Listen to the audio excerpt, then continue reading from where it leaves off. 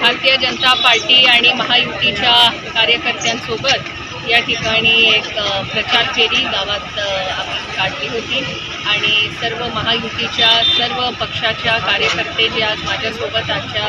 या प्रचार फेरीमध्ये सामील झाले त्या सगळ्यांचं मी मनापासून आभार मानते आणि खांडबाऱ्याच्या